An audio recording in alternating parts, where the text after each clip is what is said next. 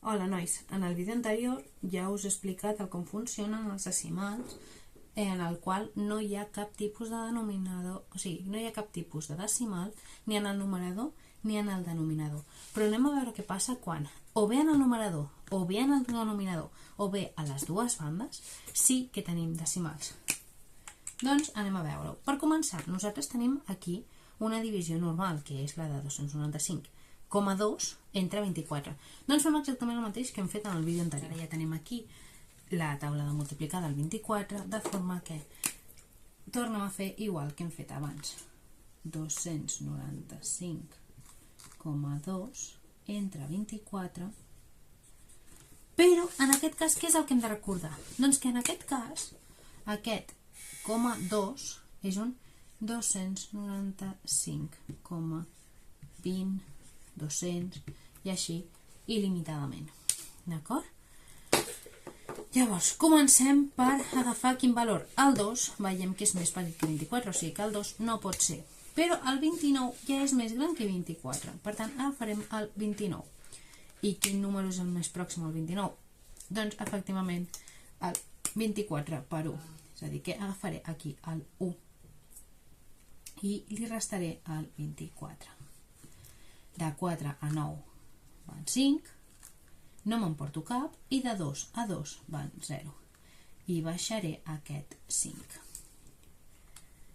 Ara, amb aquest 55 m'aniré un altre cop a la llista i veig aquí que el 24 per 2 és el més pròxim a 55, sense passar-se.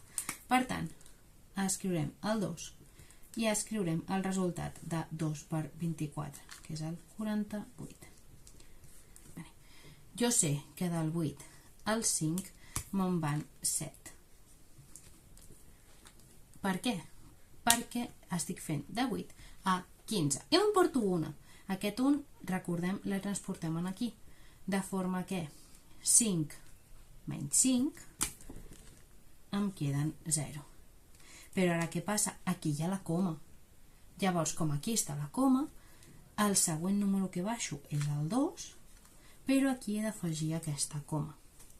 De forma que jo ja puc fer això, i si vinc aquí a la llisteta jo veig que aquest 24 per 3 em dona 72.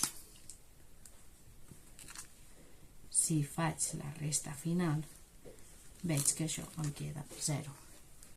De forma que ja em queda tot exactament distribuït com vull i sé que el resultat d'aquesta divisió és 12,3. Vale, nois i noies. Nova divisió. En aquest cas, la coma, en comptes d'estar en el numerador, l'hem posat en el denominador. Però resulta que en el denominador no ens agraden les comes. De forma que jo de moment escriuré aquí el 128 i el 3,2. D'acord?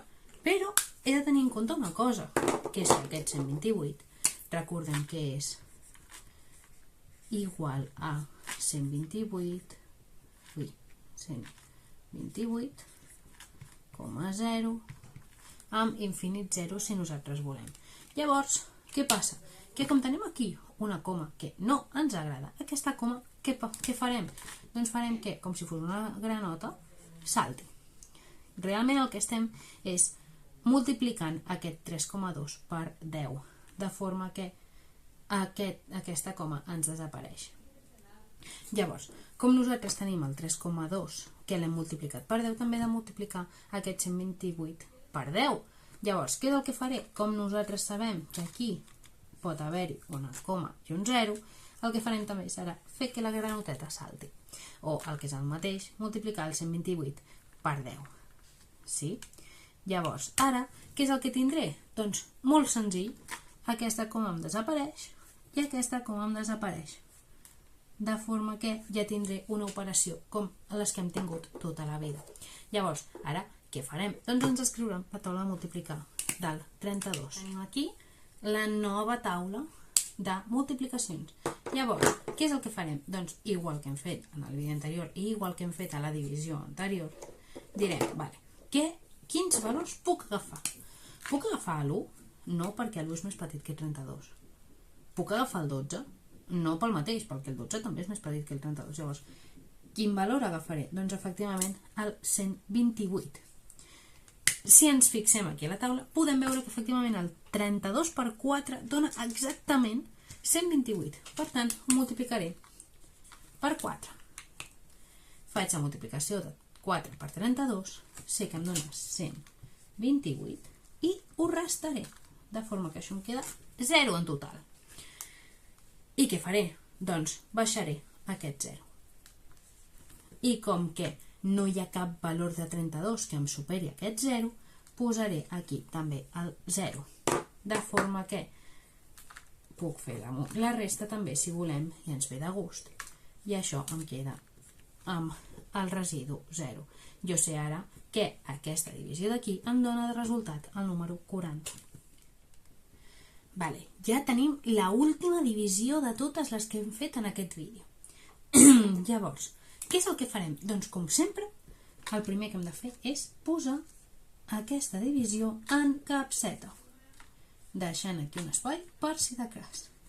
Per què per si de cas? Perquè en aquest cas tenim coma tant en el numerador com en el denominador, de forma que, doncs, si volem fer que no tinguem comes en el denominador, haurem de fer que la coma vagi saltant tantes vegades com nosaltres necessitem, igual que hem fet abans. En aquest cas, quantes vegades necessitem que salti? Doncs en aquest cas només una. I com hem fet que salti una aquí, farem el mateix aquí.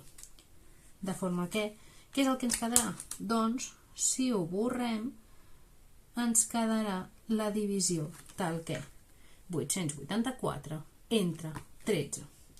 I aquesta ja és una divisió amb la que nosaltres ens hi podem sentir còmodes. Ara que ja tenim aquí la taula de multiplicar del 13, anem a veure què podem agafar. No podem agafar el 8. Per què? Perquè el 8 individualment és més petit que el 13. Però sí que podem agafar el 88. Per tant, ens el marquem aquí per poder agafar-lo. I aquest 88, veiem que el número més proper que tenim és el 13 per 6.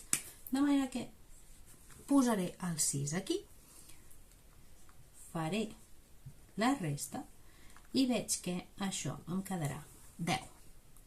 Aquest 10 veiem que encara és més petit que 13, o sigui que el càlcul l'hem fet bé. I baixem aquest 4. Hi ha algun número que efectivament ens doni el 104? Doncs sí, el 13 per 8. De forma que posaré aquí el 8 i al multiplicar-lo pel 113 em dona també 104.